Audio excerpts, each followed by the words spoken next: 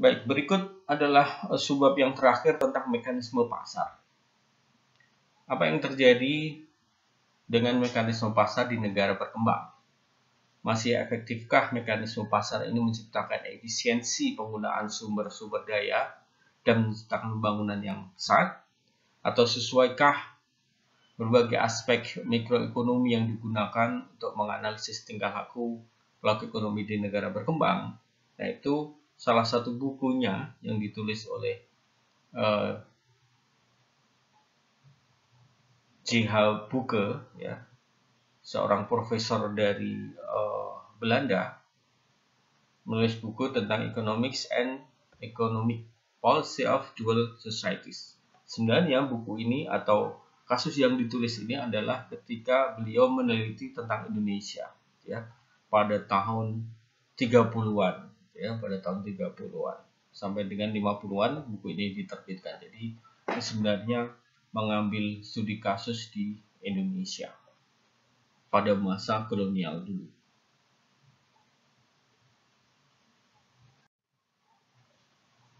Menurut Buke, sifat penduduk dari negara-negara berkembang itu adalah yang pertama, penduduknya mempunyai permintaan yang terbatas.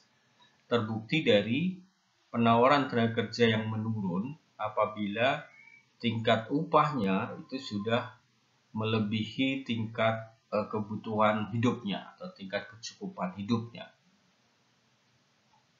Itu akan menurun penawaran tenaga kerjanya. Artinya apa? Ketika tingkat upah sudah tinggi, umumnya mereka sudah tidak memerlukan pekerjaan tambahan, gitu ya.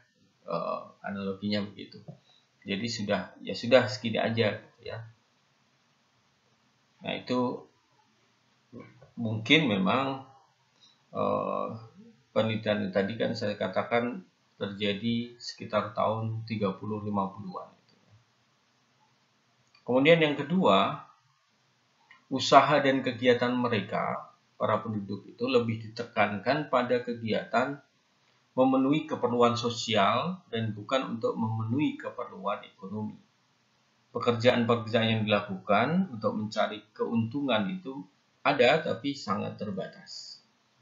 Dan memang dalam masyarakat tersebut banyak atau ada kegiatan yang bersifat spekulatif ada, tetapi kegiatan yang menekankan kepada usaha mencari keuntungan jangka panjang itu relatif terbatas.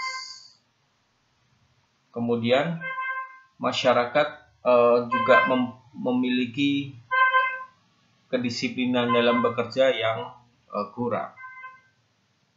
Kemampuan untuk menciptakan organisasi yang baik juga terbatas dan kurang mempunyai keahlian dalam berbagai kegiatan usaha. Nah, ini analisis Buke melihat masyarakat negara berkembang. Baik, sekali lagi ini terjadi tahun 30-an. Apakah terjadi sekarang? Bisa saja jika dibandingkan relatif dengan negara yang maju. Nah, sifat-sifat ini berbeda dengan analisis mikroekonomi yang antara lain menganggap bahwa permintaan masyarakat itu tidak terbatas. Kemudian kegiatan utama masyarakat itu ditujukan untuk memenuhi keperluan ekonomi dan para pelaku perekonomian itu mempunyai kemampuan berorganisasi yang efisien, pengetahuan mengenai keadaan pasar tinggi, serta memungkinkan mengambil keputusan itu yang paling ekonomis. Nah, itu kondisi negara berkembang dibandingkan dengan analisis mikroekonomi yang sempurna, gitu ya, yang diharapkan berjalan sempurna.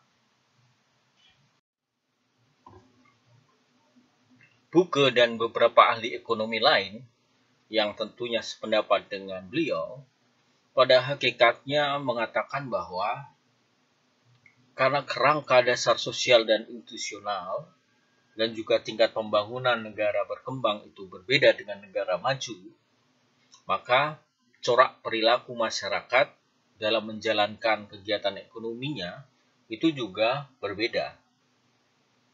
Kemudian adanya dualisme di dalam perekonomian yang dialami oleh negara berkembang itu menyebabkan kebijakan ekonomi konvensional makro-mikro misalnya itu tidak selalu dapat mencapai sasaran. Nah, karena itu bisa saja di suatu sektor itu efektif, sementara di sektor lain tidak sesuai dengan yang diharapkan. Karena itu beliau dan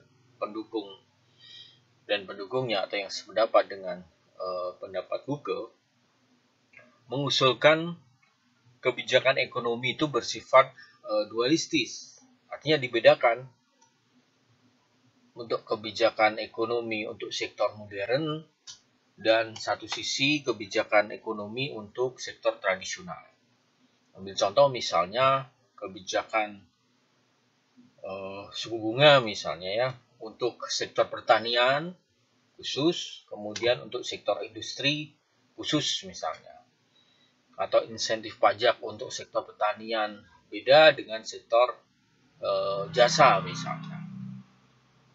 Nah, itu adalah contoh kebijakan yang bersifat dualistis. Kemudian yang lain lagi yang disimpulkan adalah bahwa penyebab kurang responsifnya masyarakat terhadap perangsang di dalam pasar itu karena ya sesuai dengan karakter negara berkembang itu adalah permintaan yang terbatas, permintaan masyarakat yang terbatas. Kemudian kepentingan sosial itu biasanya lebih diutamakan di dalam masyarakat. Dan juga adanya batasan mobilitas di dalam struktur sosial. Artinya berpindah tempat juga terbatas atau berpindah pekerjaan, berpindah status juga terbatas. Menjadi pedagang nanti dia akan menjadi bekerja di sektor lain dan sebagainya itu terbatas. Ya. Yang keempat adalah karena umumnya kurangnya pengetahuan. Nah, empat penyebab itulah yang menyebabkan hasrat untuk meraih keuntungan yang dialami oleh negara berkembang itu tidak maksimal.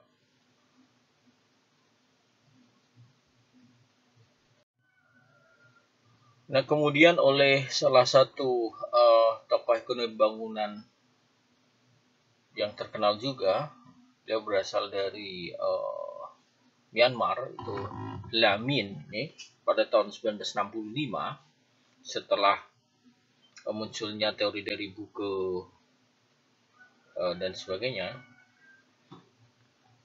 dia membedakan kritik terhadap relevansi teori mikroekonomi dan mekanisme pasar untuk negara berkembang itu ke dalam empat golongan atau empat jenis kritik.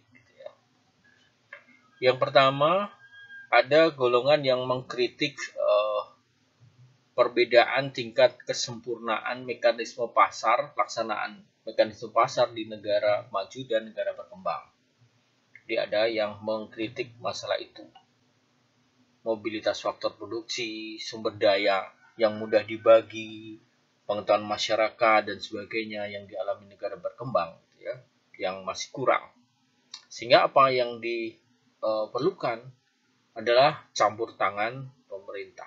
Itu satu golongan kritik pertama. Golongan kritik kedua adalah bahwa masalah yang paling penting dihadapi negara berkembang adalah kelebihan tenaga kerja dan kekurangan sumber daya yang lain, yaitu terutama modal dan juga bisa juga kekayaan alamnya. Nah, dari situ maka mekanisme pasar tidak bisa berjalan efektif. Itu kritikan golongan pengkritik yang kedua. Golongan pengkritik ketiga ada yang mengkritik bahwa negara berkembang itu terperangkap dalam keadaan seimbang yang sangat tidak stabil pada tingkat pendapatan yang rendah. Bagaimana cara mengatasi ini? Golongan ketiga ini mengusulkan adanya pembangunan yang serentak di berbagai industri atau terkenal dengan teori Big Push itu. Jadi semua sektor serentak ditingkatkan. Itu yang ketiga. Yang keempat adalah kritik dengan pandangan bahwa kekuatan pasar bebas mempunyai kecenderungan tetap di sana atau mengekalkan atau memperburuk ketidakseimbangan dalam pasar. Jadi bisa dalam pasar antar negara misalnya, atau pasar antar daerah maju dan miskin misalnya, atau bisa antar sektor. Jadi ada kekuatan pasar bebas itu yang akan memperburuk ketidakseimbangan. Teori misalnya utara selatan, timur barat dan sebagainya, atau desa kota dan sebagainya, itu adalah termasuk di dalam golongan kritik yang keempat ini.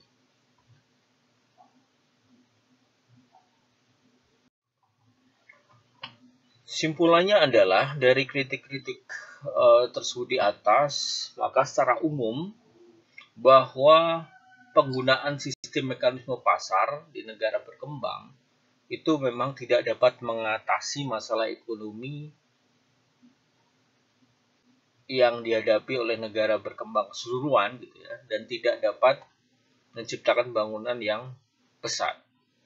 Apa yang dilakukan? Negara berkembang harus menjalankan kebijakan-kebijakan yang mencari kebijakan yang sifatnya sebagai pengganti atau pelengkap dari kebijakan yang berdasarkan sistem mekanisme pasar atau pasar bebas ini, ya, yang sesuai dengan kondisi negara berkembang.